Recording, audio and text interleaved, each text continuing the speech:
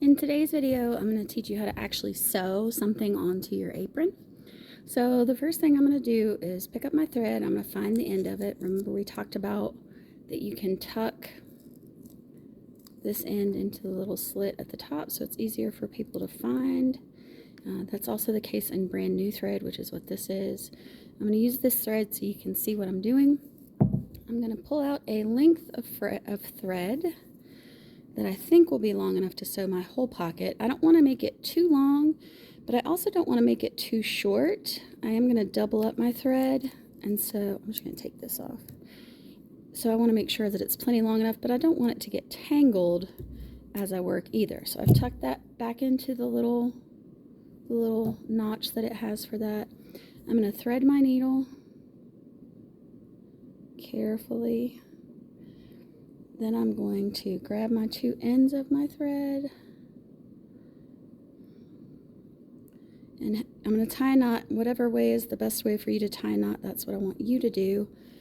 I'm going to kind of jiggle it a little bit so that my thread is now in my needle is now in the middle of my thread. So for me, I like to pinch the two ends and have this go up to the top.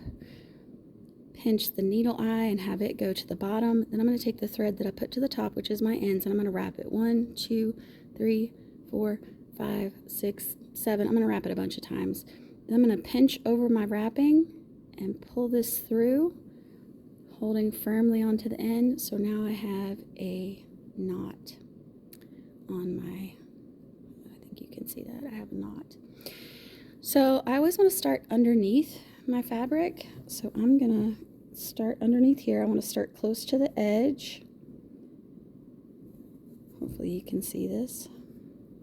I'm going to use the table to push my needle through because it is kind of sharp. Okay, I've got that securely anchored in place. I'm going to start by sewing the hem of the top of my pocket. I don't want to sew that to my fabric because then it becomes a patch. So what I'm going to do is I'm just going to lift this up, and I'm going to use a trick that feels like cheating, but it's not. I'm going to make a very small stitch. It goes through. It goes through. I'm trying to keep my stitches neat and even. I don't want them to be too big. I want them to be nice and small. Once I've done a few of these, I'm going to use my table to push this through and try to pull it through. This is going to make several stitches. Now my fabric is really stiff because my spray starch came out really fast this morning, and it got my fabric really stiff, so it's a little bit harder to do this. So that's just one more reason not to use too much spray starch. It's good to use a little of it, but not a lot, because it'll get really thick. So I'm just going to finish sewing across the top of my pocket real quick. So we're just going to keep going in, out, in, out. I'm trying to keep my stitches neat and even. Like I said, my fabric is really stiff this morning. Usually if the fabric's a little looser. This is going to look kind of like a curtain rod at the top. And once you've done as many as you think you can, you push your needle all the way through. And again, at this point, I'm only going through my layers of pink because this is the top of my pocket. But it's important that I sew it to itself so that it doesn't come apart. And we want to hem it so it doesn't fray and unravel. We talked about that in a previous video. And then you say, well, what do I do when I get to the end, Miss Gamble? Well, I'll show you what you do. And try not to stab yourself. That is the danger of having things pinned. You will probably stab yourself. When you get to the end, you're going to go all the way through to the back side. I've pulled it tight, but not so tight that it bunches up my fabric. Then I'm going to come back through. I'm actually going to come back through up here. And I'm going to do the same thing. Now notice how over here my fabric is kind of bunching up together. If that's bothersome to you, you can get a pin and pin it in place so it's not accidentally getting sewn incorrectly or whatever. I like to do that sometimes when I have lots of fabric that's really bulky. So I'm going to do the same thing, and once I get past my pin, I'm going to pull it out, and I'm actually going to use it right here so I don't have to hang on to that as much. Push this through. It might take me, if I were not narrating this, it might take me 3 minutes to sew this whole thing. Now I know just by looking, I am not going to have enough thread probably to get all the way through and tie a knot at the end.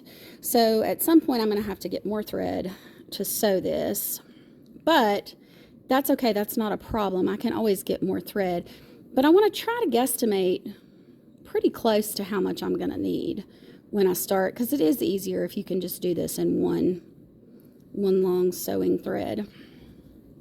Again, I'm using the table to push it through because it is pokey, and I don't particularly want to be poked. That's not my favorite thing to have done. Okay, here, I'm going to pull this pin out. I'll put it over here out of the way. And pins are anything that don't have an eye in them. Remember, the eye is what's at the top of the needle that will hold the thread in place for sewing. I hope you guys are getting all this vocabulary for our lesson. Notice how this thread kind of bunches up here because it's doubled. I'm just going to kind of gently tug till it's even. I'm going to sew this part at the bottom. And I want to make sure I'm going all the way through my fabric. I'm sewing onto corduroy, which is actually really thick fabric, so it's taking me a little bit longer than it normally would with just cotton. Again, see how it's got a little bit of a lump there? I'm just going to even out my thread again. I don't want to pull it so hard that I break my thread, because that is a possibility. We don't want to break our thread. So then it's a whole nother mess we got to clean up.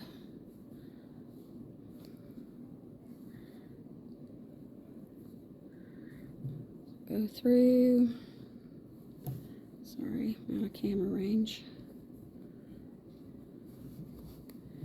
Use the table to push it through. Pull it through like this. When I get to the end of this, I'm actually going to tie a knot because if I don't, I'm going to run out of room. But this is essentially how you sew. I'll show you how I tie a knot in just a second when I get to the end of this.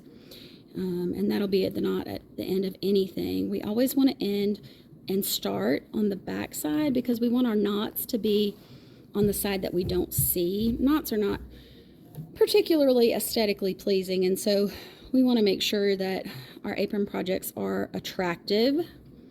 They look good. That's part of the process.